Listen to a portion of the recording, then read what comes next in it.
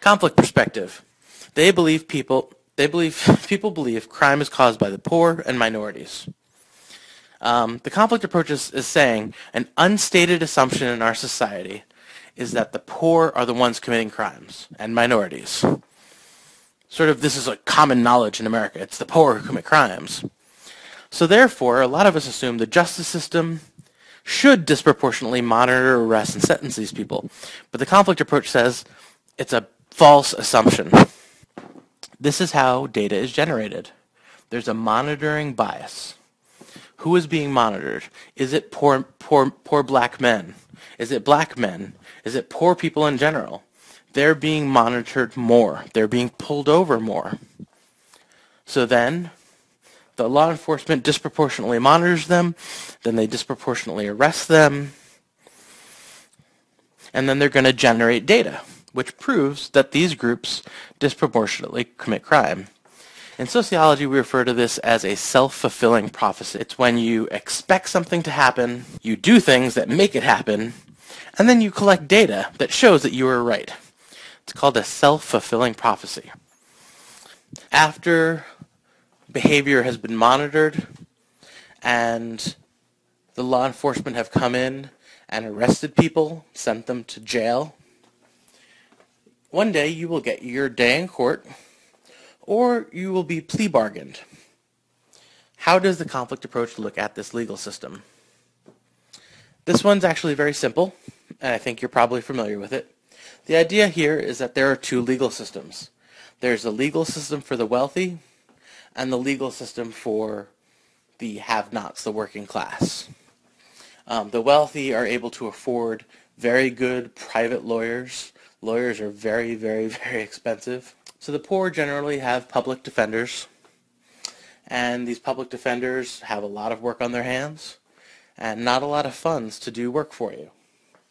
What research shows is that most people don't get their day in court. Most poor people are not seeing a judge. The idea that you're going to be having a jury trial or having a judge listen to your case is a little bit of a farce. Usually there's plea bargaining. If there is anything going on, the DA, the district attorney, will meet with the public defender. They will talk about, a happy medium that they can both agree upon. The public defender brings it back to the accused, and the accused says, okay, let's take that bargain, or maybe the accused says, I want to stand a trial.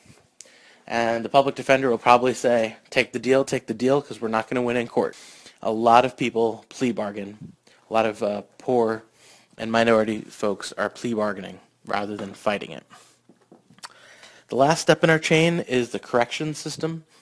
We're going to talk briefly about prison, probation, and parole. California has a lot of overpopulation in its prison system. As you can see from the pictures here, we've got large rooms with 20, 30 bunk beds in them. So if you've got 20 or 30 bunk beds, we're talking 40 to 60 men in those rooms, because they're bunk beds. They're not just beds, they're bunk beds. The overcrowding in California's prisons is just unbelievable. I've actually looked at the numbers. In some prisons, it's 150% over what it's supposed to be. The conflict perspective, when it looks at corrections, it asks the question, what does a capitalist system do with excess labor? When you look at these data, they're pretty staggering. Approximately 2 million people are in prison. 70% are people of color. I went and looked up this data, the next data, just tonight to look at it. 41% of inmates have less than a high school degree, or GED. So we're talking about 40%, 4 out of 10 inmates do not have a high school or a high school equivalency degree. If you include high school, GED, and people who have less than high school, the number goes up to 86%. 86% of inmates have a high school degree or less. That's enormous. The conflict approach argues that the prison system is basically used to house and control poor people and minorities. And given the fact that we know people who have high school degrees and less than high school degrees are amongst the poorest people in America. it does seem like there is sort of a class warfare going on with regard to prison. The prison system is filled with uneducated people and people of color. There are 5 million people on probation and parole, and the conflict approach would say we have a system of domination. We have rich white males sitting at the top of the system. They've always been at the top of this system. And how do they control people? Because we're talking about millions and millions of people. How do you control them? Well, some people you give them a job. You give them a livelihood. But others, they're getting prison because there's not enough jobs to go around. A new interesting trend that the conflict perspective would want to look at is the privatization of prisons. Many states are privatizing their prison system. Now, in states like California, where the prisons are overpopulated, there's a lot of human rights violations going on. Human Rights Watch, Amnesty International, they've been rather critical of U.S. penitentiaries.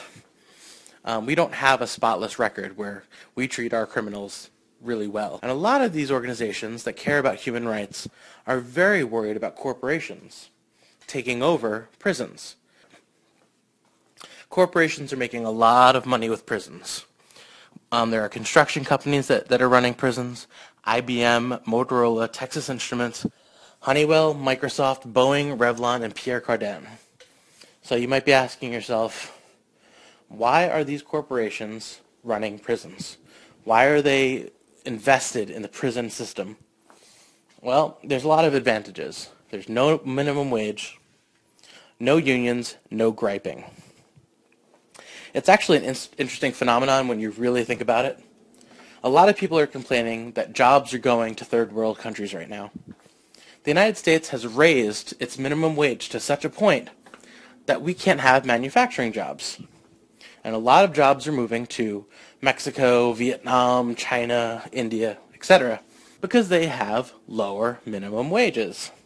So corporations they're able to get back into the United States and hire people in the United States, but they're hiring prisoners at very, very low wages, and they really can't complain that much about working conditions because they're prisoners.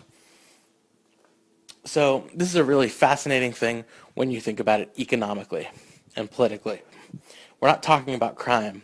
We're talking about the economics of prisoners. Why is it that they are getting jobs? Well, the United States has, California has an $8 minimum wage. So if a company wanted to come in and pay, $1 an hour or 50 cents an hour, they'd have to hire illegal immigrants to do that. Well, you can hire illegal immigrants or you can hire prisoners. And the government is allowing this to happen. The conflict perspective basically questions the whole idea of corrections. Recidivism is defined as the likelihood that someone is arrested, convicted, and imprisoned will later be a repeat offender. In other words, if you go to prison, what's the likelihood that after you get out, you're going to come right back in? Sort of the revolving door. Recidivism rates are very high across the country.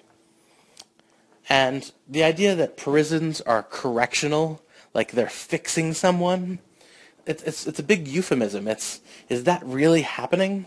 The conflict approach says no. Actually, what happens is they go into prison, if we can go to the next slide, and they develop friendships with other criminals. They join gangs for protection. So when prisoners come out of prison, when criminals come out of prison, they're actually better criminals. They've made more social networks of criminals. They've learned more skills of how to be a criminal. And the whole idea of sticking criminals together in the same building, sociologically speaking, is a horrible idea. Former prisoners find it incredibly difficult to find a job. I look at double jeopardy. People are being punished for the same crime twice. Because first, they send criminals to jail. They spend 2, 3, 5 years in prison, maybe 20 years in prison. Then they get out. And they try to find a job. And every job asks, are you a felon? And every criminal says, yes, I was a felon. And then the job says, we don't want to hire you. So we continue to punish them. They can't get back on their feet. They can't readjust to life. It's very, very difficult for prisoners to do this. It's hard to readjust to life because prison is so different from life. Sociologically speaking, the prison system is just, it would never work. When you think about it, you're putting prisoners with other prisoners. And that does not induce or motivate change. If you wanted to fix the prison system, you'd take a criminal and put them with non-criminals. Sociologically, the principle is you are who you spend time with. I mean, it's just sort of plain, simple sociology. If you're spending time with doctors and lawyers and senators, their networks, their knowledge, their skills, they rub off on you. And you would become like them. If your friends are all doing drugs, either you stop hanging out with those people or you start doing drugs too. Is that, always the case? No. But at the same time, there is a general trend, there is a general pattern. And the idea of putting criminals with other criminals is a bad idea. They have a lot of trouble readjusting to life because prison's so different from non-prison life. And that's, again, are you correcting them or are you breaking them, actually? Are you fixing humans, or are you actually helping to create the problem when you imprison someone? Again, think about the data. 80% of the people in prison have a high school degree or less. 80%.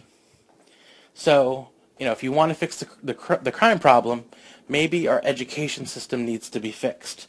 Maybe we need to look at our economic system that, has cyclical unemployment.